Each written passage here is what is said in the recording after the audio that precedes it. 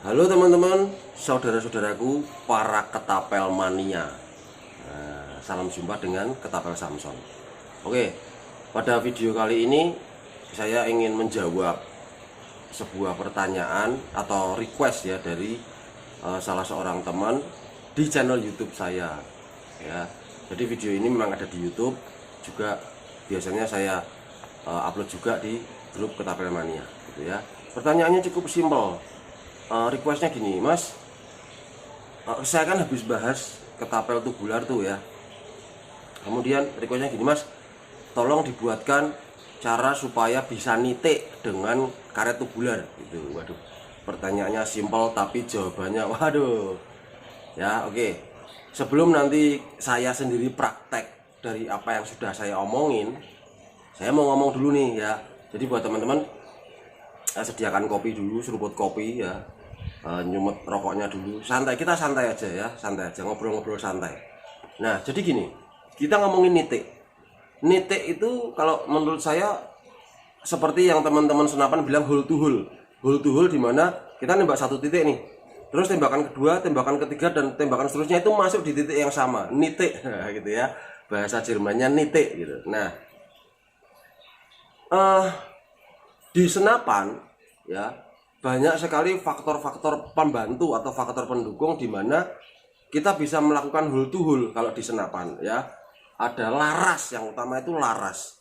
Ya, sebagus apapun senapannya kalau larasnya bosok ya podo itu bol. Ya, jadi sorry bercanda ya. Jadi laras. Kenapa? Karena di laras menurut saya pribadi, saya tidak tahu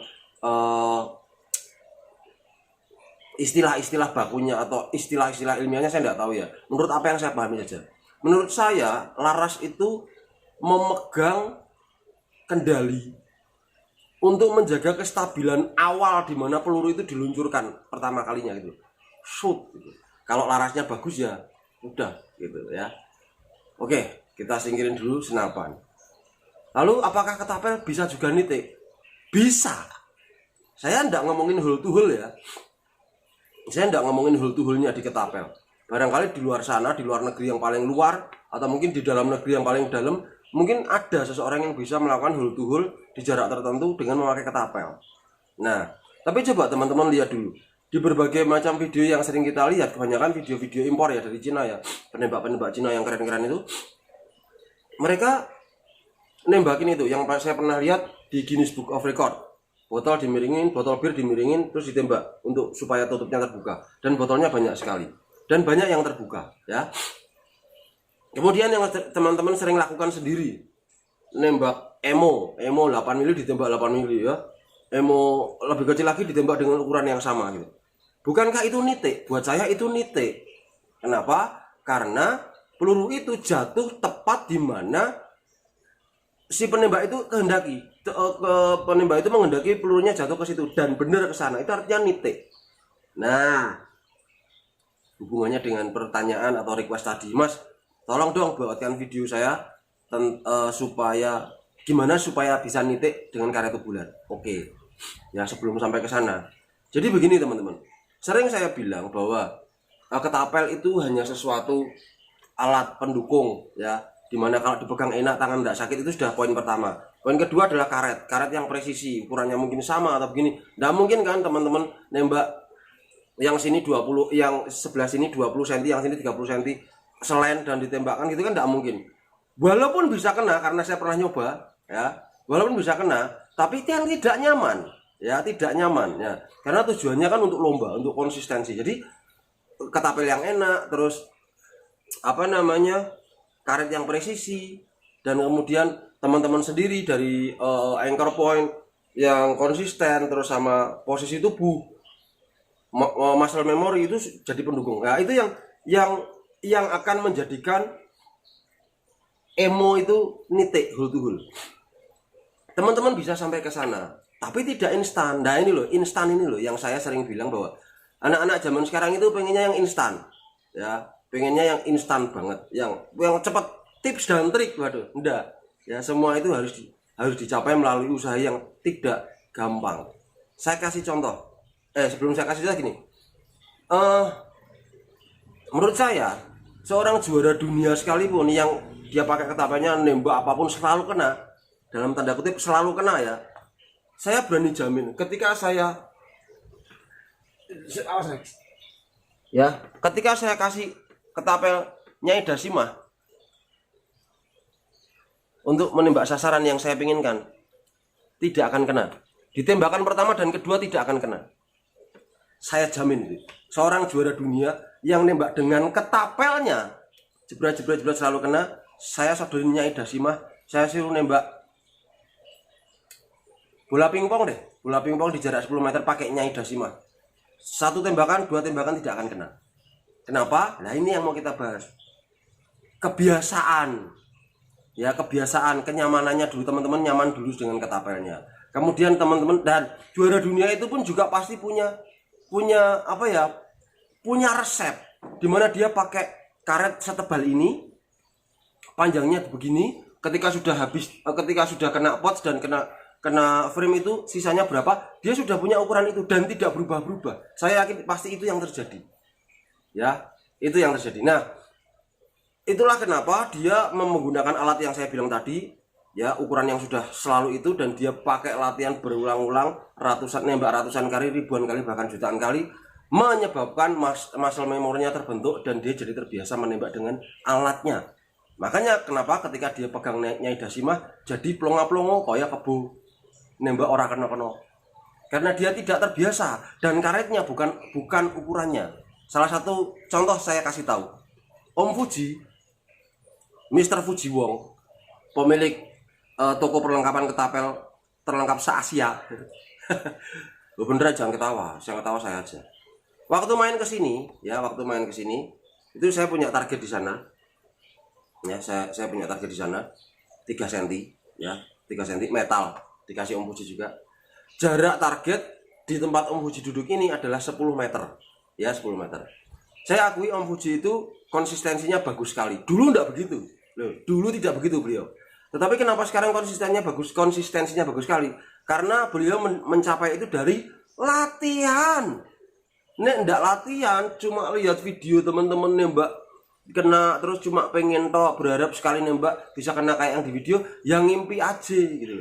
Ndak, Om Fuji dulu seperti saya, tidak bisa. Saya dulu nembak gayung sebesar begini jarak 3 meter ndak kena, stres, ya kan? Nah, kembali ke Om Fuji.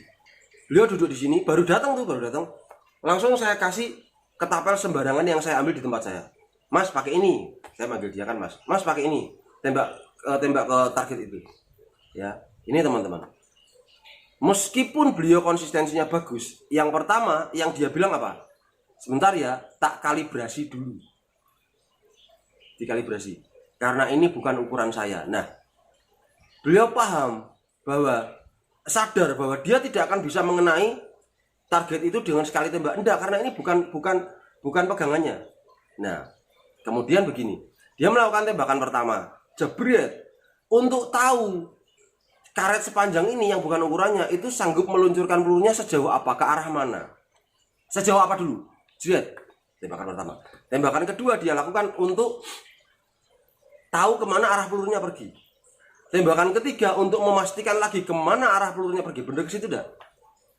Tembakan keempat untuk meyakinkan sekali lagi, dan tembakan kelima ting kena, bukan ketapelnya loh. Artinya apa? Untuk kita bisa menembak nitik dengan ketapel itu bukan sesuatu yang mustahil. Bisa, tapi tidak ada yang instan teman-teman. Semua harus dicapai melalui latihan. Karena penyesuaian teman-teman akan dapat dari latihan itu. Teman-teman bisa merasakan ini enak, wah ini cekelanku, wah aku bisa enak terus nembak dengan ini. Yaitu dengan latihan. Lah kan banyak nih teman-teman, sudah bisa nembak, sudah kena terus, ya bukannya mempertajam semakin jauh, malah nyoba ketapel yang lain. Begitu ndak kena, stres. Kok aku ganti ketapel ndak kena ya mas?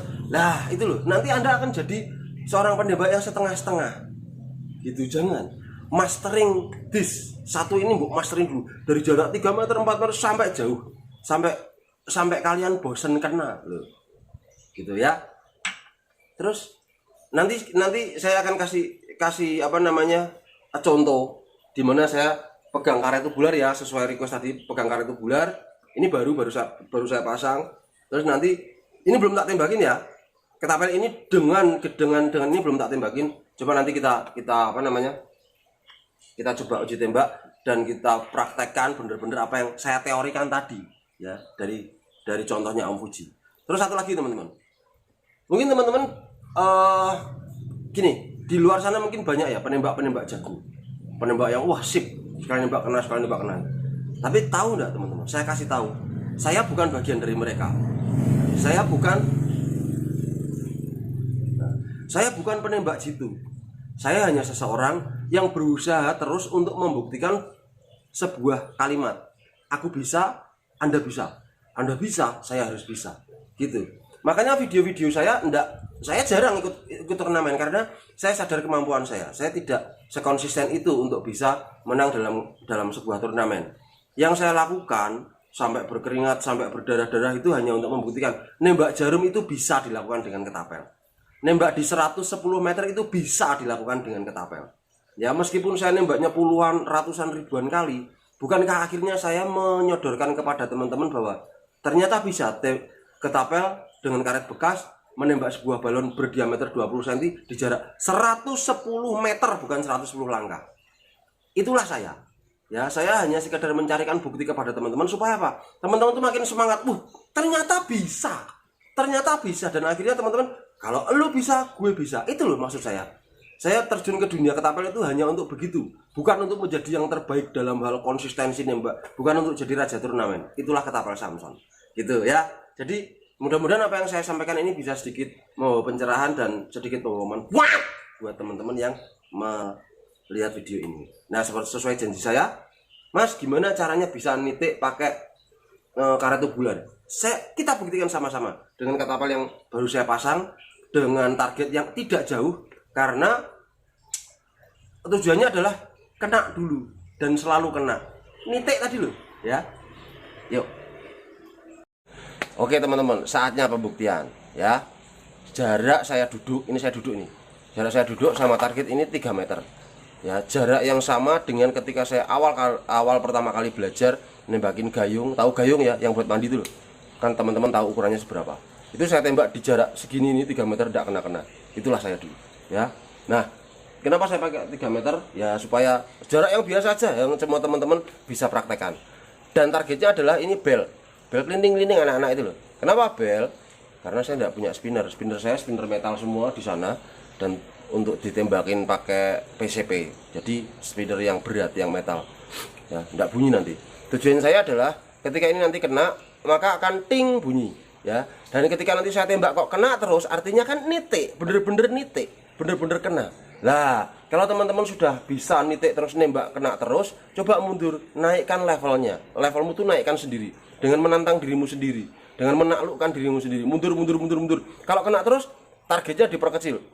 Perkecil dari jarak dekat dulu sampai jauh hingga nanti teman-teman sampai bisa mempertemukan dua sejoli ini loh. Mempertemukan dua emo masing-masing 6 mili ya, ketemu. Menembakkan ini.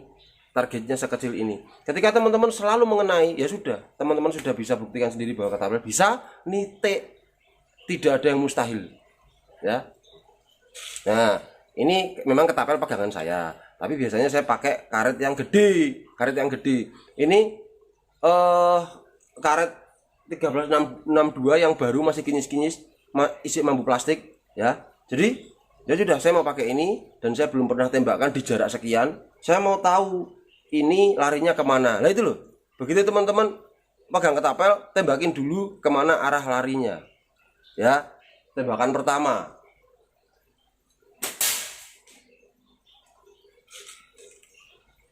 Nggak kelihatan pelurunya. Sekali lagi. Oke, ketahuan. Dia ke kiri. Dia ke kanan. Ya, dia ke kanan. Jadi begini nih teman-teman. Saya nggak pakai ini ya, tapi ini kan tak tarik begini nih. Nah, saya kan tariknya begini. Lah ini loh, saya ngincernya begini nih. Bukan ini, tapi karetnya ini. Bukan begini. Ya, bukan businya ini, tapi karetnya ini loh. Saya taruh di sini. Dan ternyata pelurunya larinya ke sini, teman-teman. Ke sini. Nah, ke kanan atas, ya. Kalau ke kanan atas artinya saya harus ke kiri bawah. Sama, saya kemarin juga bikin video gitu. Ketika saya menggesernya ke kiri bawah, nah, kena kan? Nah, ini loh yang istimewa dari para pengetapel itu ini loh. Lihat, kalau misalnya target itu selalu bisa ditaruh di sini dan selalu kena, wah enak sekali. Wah enak sekali. Tapi tahukah teman-teman bahwa ada penembak yang dia tahu bahwa arah pelurunya ketika dia nembak itu selalu ke sini. Ke sini. Ya. Dibidik di sini, larinya ke sini. Ya, dan dia mendedikasikan diri untuk berlatih, dia itu nembaknya di sini loh. Nembaknya di sini sehingga dia kena terus. Bayangin. Ini adalah titik bidik yang ngambang loh, floating loh. Bisa naik, bisa turun, bisa kanan, bisa kiri loh. Dan dia selalu konsisten di itu dan kena. Keren nggak? Teman-teman bisa sekeren itu dengan apa? Yo latihan. Orang latihan yo iso gitu loh. Nah kalau senapan kan enak, sudah ada retikel karek ngepaske ya. Kalau jarak jauh tinggal yang ke bawah atau ke atas gitu loh. Ada visir karek ngepaske. Ketapel tidak punya visir, tapi ketika teman-teman bisa nitik, wah bangga oh, banggalah jadi pemain ketapel.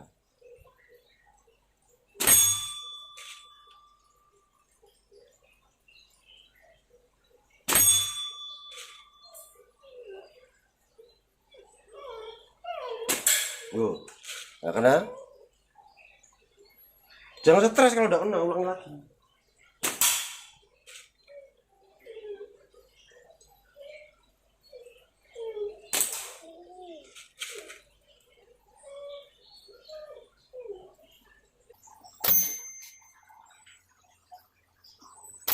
Nggak pinggirnya. Iya Sol, ini terima kasih, begini selesai ya.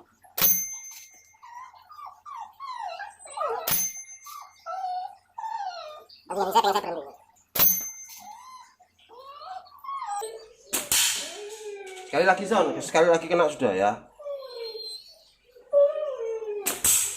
Kena Son. No, diam.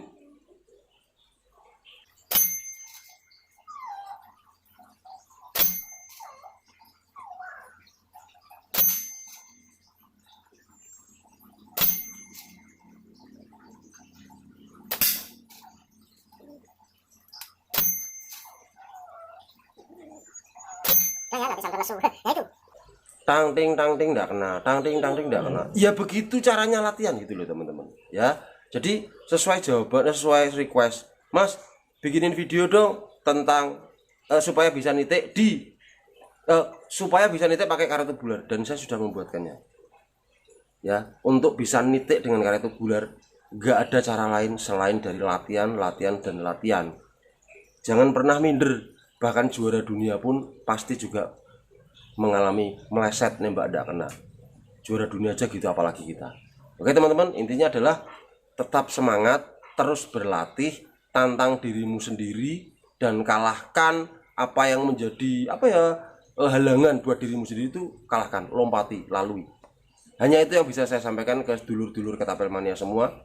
Semoga bisa dipahami dan semoga bisa membawa manfaat buat teman-teman.